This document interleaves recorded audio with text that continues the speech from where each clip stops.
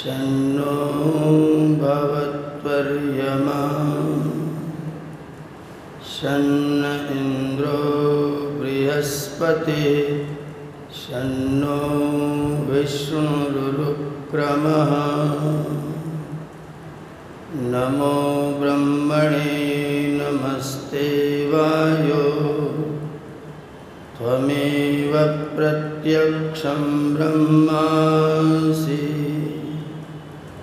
त्वमेव प्रत्यक्षं ब्रह्म वदिष्यामि ऋतं वदिष्यामि सत्यं वदिष्यामि तन्मामवतु तद्वक्तारमवतु अवतु मामवतु वक्तारम् ॐ शान्ति शान्ति शान्तिः।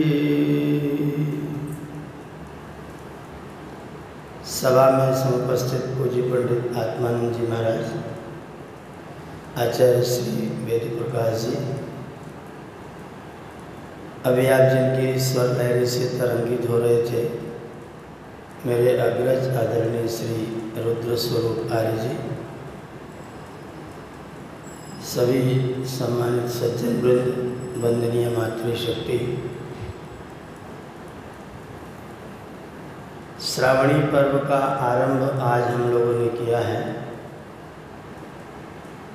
प्रातःकालीन सत्र में सुनने और सुनाने का महत्व प्रतिपादित किया जा रहा था और श्रावणी पर्व का परिचय दिया जा रहा था। इस समय विचार के लिए एक विषय रखा हुआ है, जीवन क्या है। अगर इस सवाल को लेकर के आप अनेक लोगों से मिले तो मैं समझता हूँ कि सब लोगों का एक जैसा उत्तर नहीं मिलेगा। प्रायः आपको अलग अलग उत्तर सुनने को मिलेंगे। जीवन क्या है? आपने पढ़ा होगा बहुत जगह, जीवन एक संघर्ष है। कहीं पढ़ा है प्रेम ही जीवन है, एक जगह पढ़ा समर्पण ही जीवन है,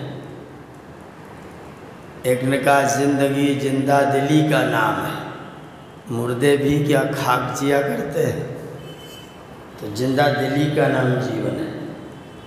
और अनेक परिभाषाएं आप नई नई गढ़ सकते हैं, नई परिभाषाएं आप बना सकते हैं, पर वैदिक दृष्टिकोण से, भगवान वेद के दृष्टिकोण से, ईश्वर के दृष्टिकोण से और हमारी जो ऋषियों की पवित्र परंपरा है, 4 दिव्य ऋषि और अनेक अनगिनत असंख्य श्रुत ऋषियों की जो पवित्र परंपरा है, जिसको महर्षि ने बार बार ब्रह्मा से लेकर जैमिनी पर्यंत ऐसा लिखा है, उस परंपरा के अनुसार जीवन क्या है।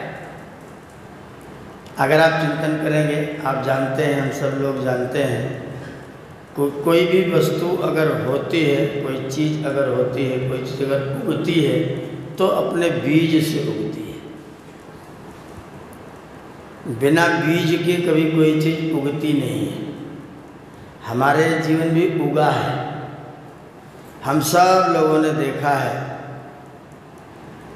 नन्ही नन्ही उंगलियां, 3 मास का गर्भ मैंने देखा, 3 मास का गर्भ, उंगलियां कंघी जैसी निकली हुई थी, जैसे कंघी में पतला पतला होता है उस तरह से उंगलियां निकली हुई थी, 3 मास का गर्भ। वो धीरे धीरे उगते उगते उगते उगते फिर 3-3.5 किलो का एक बच्चा आपको प्राप्त होता है। वो भी उग रहा है, वो पैदा हो रहा है, उत्पन्न हो रहा है। तो उत्पन्न होगा तो कोई न कोई बीज जरूर होगा, क्योंकि एक सिद्धांत पूरे विश्व के लोग मानते हैं, चाहे वो वैदिक हो चाहे अवैदिक हो, सब लोग मानते हैं कि कार्य बिना कारण के नहीं होता। बिना कारण के कार्य नहीं होता। कारण गुण पूर्व को कारण कार्य गुणो दृष्ट। जब तक कारण नहीं होगा तब तक कोई कार्य नहीं होगा। कार्य माने बना हुआ पदार्थ। बना हुआ कोई पदार्थ आपको तब तक प्राप्त नहीं होगा जब तक उसका कोई ना कोई कारण ना हो। तो हमारे जीवन का कारण क्या है? पूरे विश्व में अनेक तरह की मान्यताएं प्रचलित हैं, अनेक तरह की मान्यताएं। बहुत सारे लोग ये मानते हैं कि ये जो जीवन है वही पहला है, वही अंतिम है। इसके पहले कुछ नहीं था, इसके बाद में कुछ नहीं होगा। पूरा इस्लाम जगत ये कहता है कि इसके पहले कुछ नहीं था और इसके बाद भी कयामत तक तुमको ज़मीन के अंदर पड़े रहना है। कभी कयामत होगी तो अल्लाह ताला 7वें आसमान से नीचे उतर के ज़मीन पर आएंगे, कब्रों को खोदेंगे, आपकी दाढ़ी को देख करके आपको पहचानेंगे, आपको गले लगाएंगे, फिर ले करके जाएंगे, फिर आपका मुकदमा चलेगा, आपने क्या क्या कार्य किया उसके आधार पर फिर आपको या तो दोजख में भेजा जाएगा या तो जन्नत में भेजा जाएगा। ये उनका सिद्धांत है। ऐसा ही कुछ सिद्धांत हमारा पूरा 55 देश जिनके पास है, ऐसे ईसाई वर्ग का है। पैदा होने के बाद आपका जनाजा बनाया जाएगा, शीशे में पैक किया जाएगा, लकड़ी में पैक किया जाएगा, ज़मीन के अंदर डाला जाएगा। आपके मस्तक के पास में एक छोटी सी पर्ची चर्च के पादरी साहब लिख करके देंगे, जिसमें ये पता होगा कि आपने अपना 25% दान किया है कि नहीं किया है। अगर वो चर्च के लिए, ईसाइयत के लिए आपने अपना 25% दान किया है, पादरी जी ने पर्ची में लिखा है, तो जब आएंगे खुदाबंद चौथे आसमान से उतर करके आपकी पर्ची को पढ़ेंगे, उसमें क्या लिखा है। आपने अगर चर्च के लिए कुछ किया है तो आपको जन्नत भेज दिया जाएगा, अगर नहीं किया है तो फिर आपको भी जहन्नुम में भेज दिया जाएगा। उनके यहाँ भी जीवन इतना ही है, आओगे आए हैं तो लास्ट है और जाने का भी ये लास्ट है, बस ये इतना ही है बस। तो 55 और 53 100 देश तो यूँ गए। अब थोड़े से देश और बचे हैं। उन देशों की अलग अलग तरह की मान्यता है। कुछ लोग कहते हैं कि जब जीवन व्यतीत हो जाता है तो ये जीवन किसी चीज़ में से निकल के आया था और उसी में जाकर के डूब जाता है। फूटा घट घट घट ही समाना, फूटा घट घट घट ही समाना। ये घट जब फूट जाएगा तो फूट करके जो ये घट था वो बड़े वाले घट में जा करके, इसको बोलते हैं सायुज्य मुक्ति। आपका शरीर छूटेगा और आप छूट करके जल की बूंद, जल का बुलबुला जैसे उगा और समुद्र में जा करके डूब करके समाप्त हो गया। इसके बाद कुछ नहीं है। आप एक किसी विशेष बड़ी सत्ता के आप एक छोटे से अंश हैं। आपसे कुछ खराब कर्म हो गए थे इसलिए आप इस शरीर में आए हैं। और एक तो ये मानते हैं कि ईश्वर ही इतना बड़ा था, उसके एक बटे कुछ हिस्से में अज्ञान हो गया। ईश्वर इतना बड़ा था, उसके कुछ हिस्से में अज्ञान हो गया, तो जितना अंश अज्ञान बन गया उतना शरीर धारण करके जीव बन गया। ईश्वर के जितने अंश में अज्ञान हो गया उतना अंश जीव बन गया। और जीव यहाँ आकर के अच्छे बुरे जैसे भी कर्म करता है, लेकिन अगर ईश्वर के प्रति अपने आप को पूरी तरह समर्पित करता है और जब वो छूटता है तो छूट करके जब अज्ञान नष्ट हो जाता है तो फिर से वो ईश्वर ही बन जाता है। ब्रह्मविद ब्रह्मैव भवति, वो ब्रह्म को जानने वाला, इसलिए सीधा यहाँ से छूटा और सीधा ब्रह्म हो जाता है। ऐसे करके अनेक सिद्धांत, अनेक विचार लोगों के पास में है। अब वैदिक विचार में आइए, गीता को ले लीजिए, 6 दर्शनों को ले लीजिए, सारे उपनिषदों को ले लीजिए, सभी ब्राह्मण, सभी आरण्यक, सभी शाखाएं, सारे वेदांत, सब मिल करके हमको ये बताते हैं कि ना तो ये जीवन पहला है और ना तो ये जीवन अंतिम है। इस जीवन से पहले भी जीवन था और इस जीवन के बाद में भी जीवन होगा। और ये भी ध्यान रखिएगा, ये जीवन जो परिभाषा है केवल अभी इतना समझिएगा कि जन्म हुआ और मृत्यु हुई, इसके बीच का जो कालखंड है उसका नाम है जीवन। जन्म हुआ, यहाँ से आप उत्पन्न हुए और यहाँ आपकी डेथ हो गई, आपको कर दिया गया नदी के किनारे ले जा करके, इस बीच का जो कालखंड है उसका नाम जीवन है। और इस कालखंड से पहले ऐसा ही कालखंड आपके पास और भी था, और इसके बाद में भी आपको फिर कालखंड मिलेगा। अगर ये कालखंड मिलेगा, अब आप वो लोग जो दूसरे जो मानते हैं कि यही वाला लास्ट है, उनसे कुछ पूछिए कि इस जन्म में जो लोग अलग अलग बुद्धि, अलग अलग शरीर, अलग आकृति, अलग चेहरा, अलग विचार, अलग जाति, अलग बिरादरी वाले हैं, उनके अलग होने का कारण क्या है। एक व्यक्ति 6 फीट लंबा है, महामूर्ख है। एक व्यक्ति 4 फीट का है, चाइना को हिला देता है, ताशकंद में मारा जाता है। एक व्यक्ति 4 खंड का कुंवर सुखलाल है, जब वो खड़ा हो जाता था बोलने के लिए तो सड़क रुक जाती थी। 4 फीट का व्यक्ति। एक व्यक्ति 8 फीट का है, उसे लोग जंजीरों में बांध करके ले जा रहे हैं पागल खाने। ये जो विभिन्नता हुई है, एक व्यक्ति पैदा हुआ तो विकलांग है, एक व्यक्ति पैदा हुआ विकलांग है, एक व्यक्ति पैदा हुआ सकलांग है लेकिन डकैती करता है। अंग सब ठीक ठाक है, कर्म डकैती के हैं। ये जो वैभिन्न है, जो विभिन्नता, उसका कारण क्या है? हमारे पास बहुत सा सुंदर सा उत्तर है, तुम्हारे कर्म। उनके पास क्या उत्तर है? उनके पास उत्तर है अल्लाह ताला की मर्जी। उत्तर वो भी देते हैं। क्यों है ये विभिन्नता, क्यों है, अलग अलग क्यों हुआ है? भगवान की मर्जी। मेरे बच्चे हो गए, भगवान की मर्जी। नहीं हुए तो भी भगवान की मर्जी। 20 हो गए तो भी भगवान की मर्जी। अब ये भगवान किसी को 20 की मर्जी क्यों करता, किसी को 3 की मर्जी क्यों करता, इसका उत्तर क्या है? इसका उत्तर उनके पास नहीं, क्योंकि ईश्वर सर्वशक्तिमान है। वो जो चाहे कर तुम, अकर तुम, अन्यथा कर तुम, यह समर्था से ईश्वर। जो चाहे वो करे, जो चाहे ना करे, उल्टा करे, सीधा करे, उसका नाम है ईश्वर। अब उसकी मर्जी किसको कितना देगा, किसको क्या देगा, किसको कुछ नहीं देगा। अगर हम इस बात को स्वीकार कर लें तो ईश्वर न्यायकारी की अन्यायकारी। सामान्य बुद्धि वाला व्यक्ति भी सीधा सा उत्तर देगा। अगर कोई ऐसा ईश्वर है, एक व्यक्ति को अभी विवाह हो गया है, आज उसका पति मर गया, ईश्वर न्याय कर रहा है कि अन्याय कर रहा है? पहले का उसका कुछ नहीं है, पहले का कुछ नहीं है, अभी जुड़ा है और अभी विवाह करके आया है और बारात आ रही है और विदा होके आ रहा है और एक्सीडेंट होके मर रहा है। किया उसने कुछ नहीं, और मारा ईश्वर ने। मारने वाला है भगवान, बचाने वाला है भगवान। तो बताइए ईश्वर न्यायकारी की अन्यायकारी? अगर मैंने किया है तो मेरा फल है, मेरे कारण से आपको दुख होने वाला मेरा लेसन है, तो ईश्वर के द्वारा किया गया रिलेशन है, तो कष्ट का कारण है। उनके कष्ट का क्या कारण है? वो कहते ईश्वर की मर्जी। अगर ऐसी ईश्वर की मर्जी है तो फिर ईश्वर अन्यायकारी है, फिर ईश्वर न्यायकारी नहीं ठहरता है। अगर ईश्वर न्यायकारी है तो फिर कोई कारण होना चाहिए हमारे जीवन के अलग अलग होने के, कोई ना कोई कारण तो होना चाहिए। और वो कारण क्या हो सकता है? क्या कारण हो सकता है? केवल केवल केवल कर्म और कुछ नहीं।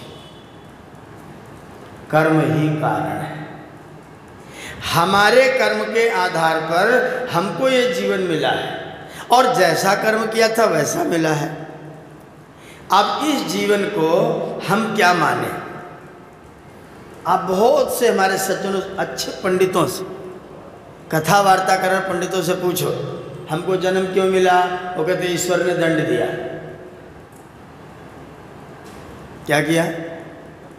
ईश्वर ने दंड दिया। सीधा उत्तर, ईश्वर का जीवन क्या है? ईश्वर का दंड। किसके दंड? हमारे कर्मों का दंड देने के लिए ईश्वर ने हमको जन्म प्रदान किया। एक उदाहरण आपको देता हूं।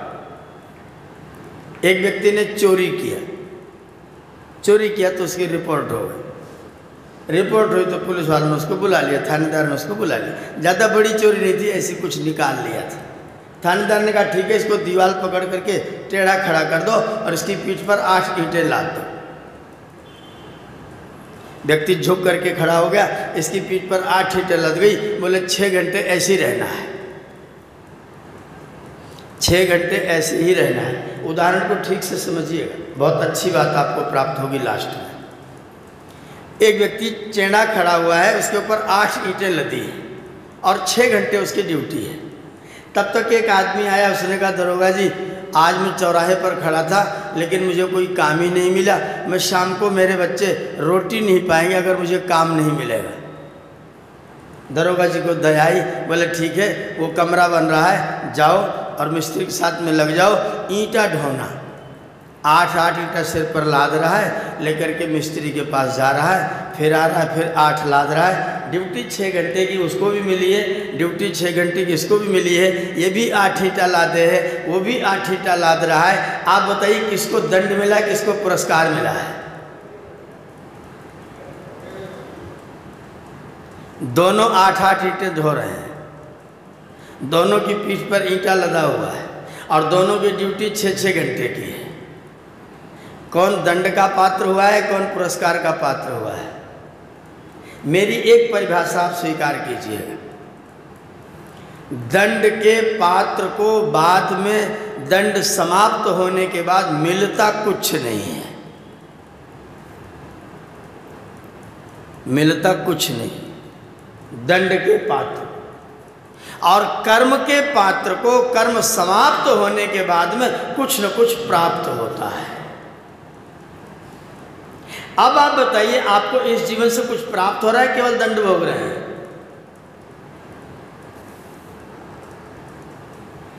इसी जीवन को प्राप्त होकर के कोई व्यक्ति मुक्त भी होता है, इसी जीवन को प्राप्त करके कोई व्यक्ति ऋषि मुनि देवता आचार्य हो जाता है, इसी शरीर को, इसी जन्म को प्राप्त करके कोई व्यक्ति इतना यशस्वी हो जाता है, सारे विश्व के लोग उसके सामने आकर के हाथ बढ़ा करके नमन करते हैं। इसी शरीर को प्राप्त करके कोई व्यक्ति ऐसा हो जाता है कि जिसको देखने में लोगों को धिक्कार लगता है और 9 लाख साल हो गए, हर साल फूंका जाता है।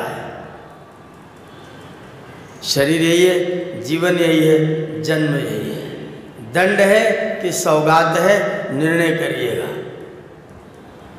और शर्त ये रखिएगा, दंड होगा तो लाभ कुछ नहीं मिलेगा। जिसको 8 ईंटा लादने का दंड मिला था, वो व्यक्ति जब वहाँ से छूटेगा थोड़ी संतुष्टि प्राप्त कर सकता है, चलो निजात मिली, इतना संतुष्टि उसको भी मिलेगी। लेकिन जिसको ये काम मिला है वो क्या करेगा?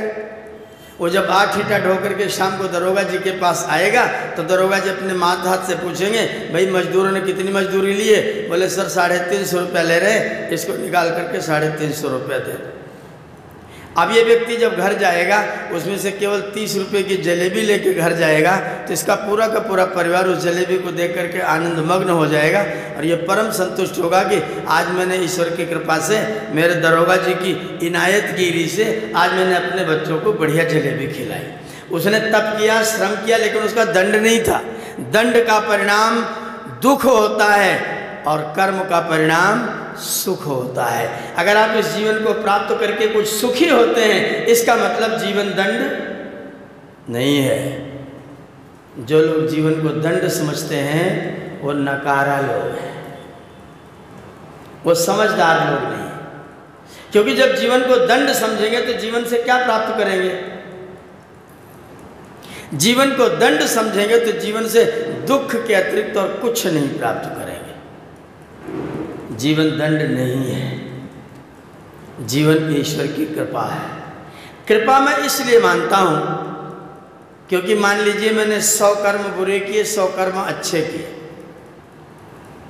100 कर्म बुरे, 100 कर्म अच्छे। अब परमात्मा मेरे बुरे कर्मों के आधार पर भी मुझको जीवन दे सकता था। तूने 100 बुरे कर्म किए, इन 100 बुरे कर्मों के कारण से तुमको ऐसा जन्म मिलेगा जिसमें कुछ भी दया का काम नहीं मिलेगा। माता पिता बेकार, परिवार बेकार, शरीर बेकार, सब कुछ बेकार तुमको भेज दे रहे हैं, उनको भेज दिया जा रहा है 100 बुरे कर्मों के आधार पर। 100 अच्छे कर्म आपके बैलेंस में हैं। अब यहाँ जब आप सब कुछ बुरा लेकर के आए हैं तो आप यहाँ कितना ज़्यादा अच्छा कर लें, कितना सुधार कर सकें, नहीं कर सकेंगे। ईश्वर क्या करते हैं, अच्छे और बुरे दोनों कर्मों का एक मिश्रित रूप बनाते हैं, एक साझा कार्यक्रम बनाते हैं। उस साझे कार्यक्रम में आपके कुछ अच्छे फल जोड़ देते हैं, कुछ बुरे फल जोड़ देते हैं और दोनों को मिक्सअप करके आपको एक जीवन प्रदान कर देते हैं। इस जीवन को लेकर के आप एक साधारण मनुष्य के परिवार में जन्म लेते हैं। अब आपके पास में दोनों हैं, खराब वाला भी है, अच्छा वाला भी है। अब आपकी इच्छा है कि आप किधर को जाने वाले हैं। अगर ये स्वतंत्रता परमात्मा ने न दी होती तो बड़ी भाग्य मानुष तन पावा का यही भावार्थ है। क्यों? क्योंकि इस जन्म को प्राप्त करके, मानव के तन को प्राप्त करके आपको उन्नति के पूरे अवसर हैं। गरीब से गरीब घर में व्यक्ति पैदा हो उसको भी उन्नति के पूरे अवसर हैं। अमीर से अमीर घर में हो उसके भी उन्नति के पूरे अवसर हैं। विकलांगों की भी उन्नति के पूरे अवसर हैं। कोई व्यक्ति का एक अंग खराब है तो भी उन्नति के पूरे अवसर हैं। आंखें नहीं है लेकिन इतने काम करते हैं। और हम लोग तो जिनकी आंख नहीं थी उन्हीं से प्रेरित लोग हैं। जिनकी आंख नहीं थे उन्हीं से प्रेरित लोग हैं। गुरुवर बिरजानंद दंडी 5 वर्ष की उम्र में चेचक हुआ, दोनों आंखें फूट गई, दोनों आंखें चली गई, सारा शरीर चेचक से भर गए, आंखें फूट गई। थोड़े दिन बाद माता पिता चले गए। अब निकट संबंध में बड़े भाई और भाभी रह गए। बड़े भाई और भाभी ने वो काम करना शुरू किया इनके साथ में, दाल परोसे तो थाली नीचे से सरका, रोटी पर घी लगाने के बजाय राखी लगा दे। एकदम अत्यंत व्यथित होकर के नदी के किनारे चले आए कि मरूंगा, आत्महत्या करने आए। वहाँ स्वामी जी महाराज अष्टाध्यायी का पाठ कर रहे थे। पूरी अष्टाध्यायी जब समाप्त हुई तो बाहर निकले, बोले तुम यहाँ कैसे बैठे हो? बोले तुम जाओ। बोले क्या करने हैं? बोले जब तुम जाओगे तब हम करेंगे, तुम्हारे सामने नहीं करेंगे। बोले करना क्या है भाई? बोले आत्महत्या करनी है और क्या करना है। उन्होंने कहा क्यों कर रहे हो? बोले क्या करें, जीवन से निराश हो गया हूँ, मेरे साथ चलोगे? क्या करोगे सपाहिज का? बोले चलो तो सही, तुम मेरे साथ चलो। स्वामी जी ने हाथ पकड़ा ले करके चले गए। आश्रम पर अष्टाध्यायी व्याकरण पढ़ाते थे, वही पढ़ते थे। रोज़ नहाने आते थे और नदी में खड़े होकर के अष्टाध्यायी दोहराते थे। इनको साथ लाते थे। 18 दिन में अष्टाध्यायी कंठस्थ कर डाले। 4000 सूत्र 18 दिन में कंठस्थ करके दे दिए। गुरुजी ने कहा तुम तो कमाल की, आंखें नहीं है, विकलांगता है लेकिन ईश्वर की कृपा से सहारा मिला और विकलांग व्यक्ति भी जाकर के अष्टाध्यायी व्याकरण महाभाष्य का इतना बड़ा विद्वान बना कि पूरे भारतवर्ष में बिरजानंद का नाम सुनते थे तो व्याकरणाचार्य हाथ छोड़ के भाग जाते थे।